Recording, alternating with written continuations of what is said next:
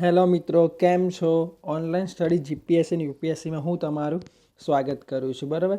જો મિત્રો તમે નવા હોય તો અમારી ચેનલને સબસ્ક્રાઈબ કરી લો, જેથી દરેક વિડીયોની નોટિફિકેશન તમને મળી રહે.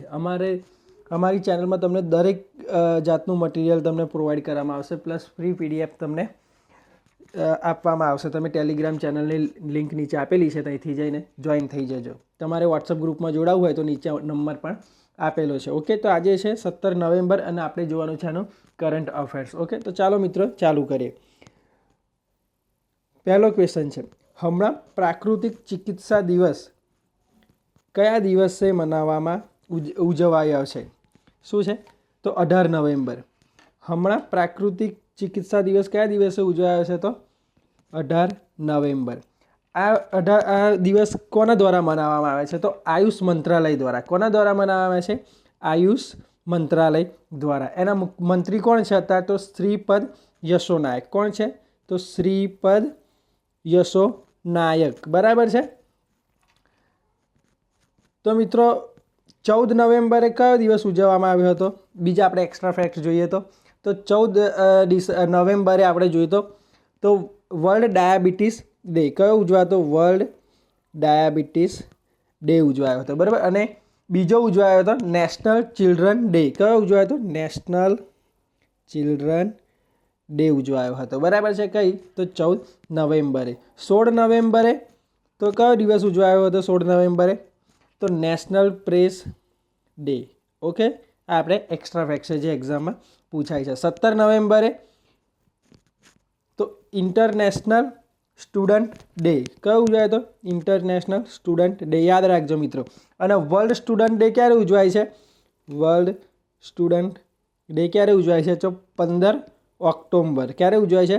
15 ઓક્ટોબર. ઓકે, ચલો તો આગળ નેક્સ્ટ ક્વેશ્ચન જોઈએ છે. એએન મેમોરિયલ લેક્ચર એવોર્ડથી કોને સન્માનિત કર્યા હતા? તો કોને કર્યા હતા? ડૉક્ટર સુશાંત કરને. ઓકે, સેકન્ડ ક્વેશ્ચન છે, હમણાં નાસાએ પહેલીવાર પૂર્ણ વ્યવસાયિક ઉડાનથી કેટલા અંતરિક્ષ યાત્રીઓને આંતરરાષ્ટ્રીય અંતરિક્ષ સ્ટેશનમાં મોકલ્યા છે? તો કેટલાને મોકલ્યા છે? 4 જણને મોકલ્યા છે. બરાબર છે. હવે આ કોના દ્વારા મોકલવામાં આવ્યા છે? તો સ્પેસ એક્સ. કોણ? શેના દ્વારા? સ્પેસ એક્સ દ્વારા મોકલવામાં આવે છે. સ્પેસ એક્સ એક પ્રાઇવેટ કંપની છે. બરાબર. એના માલિક કોણ છે? તમને બધાને ખબર જ હશે. Alone Musk. બરાબર છે, એના માલિક છે. એલોન મસ્ક દ્વારા જ 4 જણને ક્યાં મોકલવામાં આવ્યા છે? આઈસીસી દ્વારા. શેના દ્વારા? તો આઈએસએસ દ્વારા સ્પેસ સેન્ટરમાં મોકલવામાં આવે. આઈએસએસનું ફૂલ ફોર્મ શું થાય છે? તો ઇન્ટરનેશનલ સ્પેસ સેન્ટર. બરાબર, એના દ્વારા 4 જણને મોકલવામાં આવ્યા છે. તો હવે મિત્રો વાત થઈ છે નાસાની. બરાબર. તો નાસા કોની કંપની છે? તો અમેરિકાની કંપની છે. કોની છે? નાસા અમેરિકાની કંપની છે. એની સ્થાપના ક્યારે થઈ હતી? તો 1958માં થઈ હતી નાસાની સ્થાપના. એનું હેડક્વાર્ટર ક્યાં છે? તો વોશિંગ્ટન ડીસી. ક્યાં છે? વોશિંગ્ટન ડીસી છે. બરાબર છે. સેકન્ડ ક્વેશ્ચન જોઈએ છે, હમણાં કયા રાજ્ય સરકારે ફરજી જાતિ પ્રમાણપત્ર રાખવાવાળાને બધા જ કર્મચારીઓને કાઢી મૂકવાનો આદેશ આપ્યો છે? તો છત્તીસગઢ. બરાબર છે. જે ડિગ્રી ડુપ્લિકેટ હોય છે, અમુક જે કાગળિયા ડુપ્લિકેટ હોય અને જોબ લઈ લે છે, એ લોકોને શું કરવાના છે? તો કાઢી મૂકવાના છે. તો કઈ સરકારે એવો આદેશ આપ્યો છે? તો છત્તીસગઢે. બરાબર છે. છત્તીસગઢના મુખ્યમંત્રી કોણ છે મિત્રો? સીએમ એટલે કે તો ભૂપેશ બેલજી. કોણ છે? ભૂપેશ બેલજી છે. બરાબર. એમને આ જાહેર કર્યું છે કે જે ફરજી ડોક્યુમેન્ટવાળા છે એમને કાઢી મૂકવાના છે. છત્તીસગઢની મિત્રો તો રાજધાની કઈ આવશે? તો રાયપુર આવશે. કઈ આવશે? રાયપુર આવશે. મુખ્યમંત્રી તો મેં તમને હમણાં જ કીધું કે ભૂપેશ બેગલ.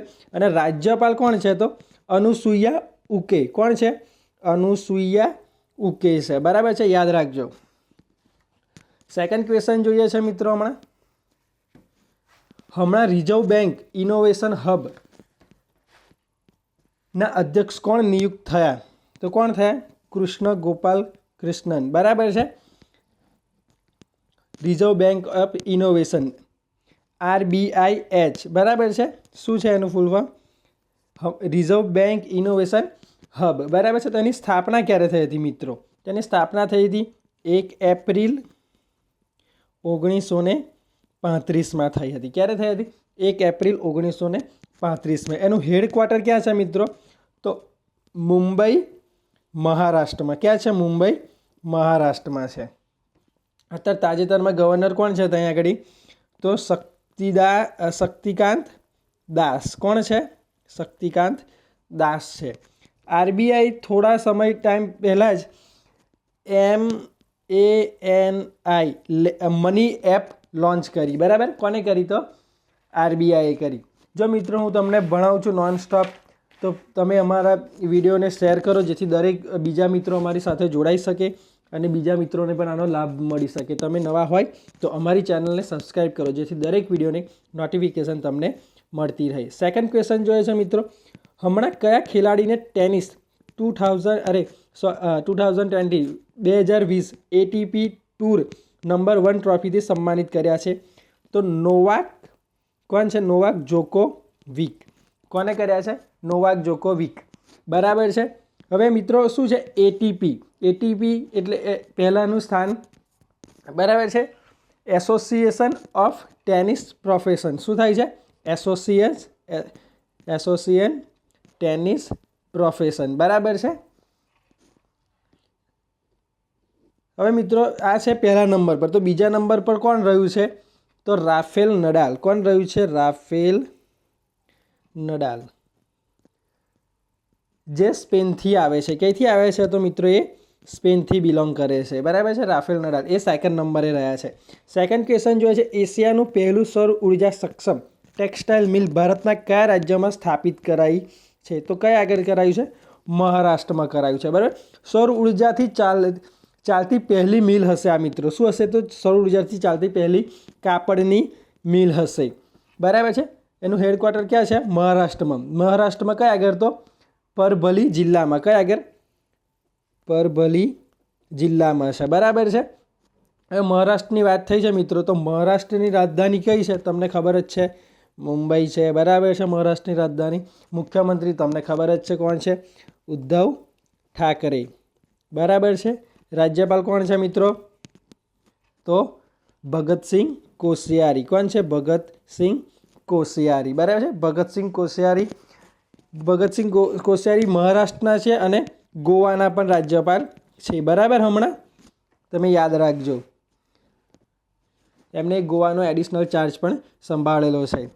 મહારાષ્ટ્ર સરકારે શિવ ભોજન યોજના, કઈ યોજના બહાર કાઢી છે? યાદ રાખજો મિત્રો, શિવ ભોજન યોજના બહાર પાડી છે, જે 10 રૂપિયામાં, કેટલા રૂપિયામાં? 10 રૂપિયામાં ગરીબોને ભરપેટ ખાવાનું આપે છે. શું આપે છે? ભરપેટ ખાવાનું આપે છે. મહારાષ્ટ્ર સરકાર દ્વારા આ ચાલુ કરવામાં આવી છે. બરાબર. સેકન્ડ ક્વેશ્ચન છે, હમણાં વિશ્વ આર્થિક મંચ દ્વારા જારી કર્યા 36 સ્માર્ટ સિટી રોડ મેપ શહેરમાં ભારતના કેટલા શહેરોને સામેલ કર્યા છે? તો કેટલાને કર્યા છે? 4 શહેરોને સામેલ કર્યા છે, જે smart road city road map છે. બરાબર છે. તો હવે 4 છે, તો મિત્રો કયા કયા 4 છે? તો આપણે જોઈએ. બરાબર છે. પહેલું છે બેંગ્લોર છે. કયું છે? બેંગ્લોર. બીજું છે ફરીદાબાદ. ત્રીજું છે ઇન્દોર અને ચોથું છે હૈદરાબાદ. બરાબર છે. તો આપણે આના વિશે થોડું જોઈએ. તો બેંગ્લોર તો કઈ નદીના કિનારે વસ્યું છે? તો વૃષભા. કઈ નદીના કિનારે વસ્યું છે? વૃષભા નદીના કિનારે વધ્યું છે. બરાબર છે. ઇન્દોર, તો ઇન્દોરમાં શું છે? ભારતનું સૌથી સ્વચ્છ રાજ્ય છે. બરાબર. શું છે? સ્વચ્છ રાજ્ય છે, જે 10મી વખત ટોપ પર રહ્યું છે. હવે છે હૈદરાબાદ. હૈદરાબાદ કઈ નદીના કિનારે વસ્યું છે? તો મુસીના નદી. ઓકે. હૈદરાબાદ કઈ નદીના કિનારે વધ્યું છે? તો મુસીના નદીના કિનારે. બરાબર. મુસી નદીના કિનારે. હા હતા મિત્રો important question online study GPSC અને યુપીએસસી. તમે અમારી ચેનલ પર નવા હોય તો ચેનલને સબસ્ક્રાઈબ કરી લો જેથી દરેક વિડીયોની નોટિફિકેશન મળે. જો મિત્રો તમે વોટ્સઅપ ગ્રુપમાં જોઈન થવા માગતા હોય તો 9054312063 પર જોઈન લખીને મોકલો જેથી અમે તમને એડ કરી શકીએ. બરાબર છે. Thank you.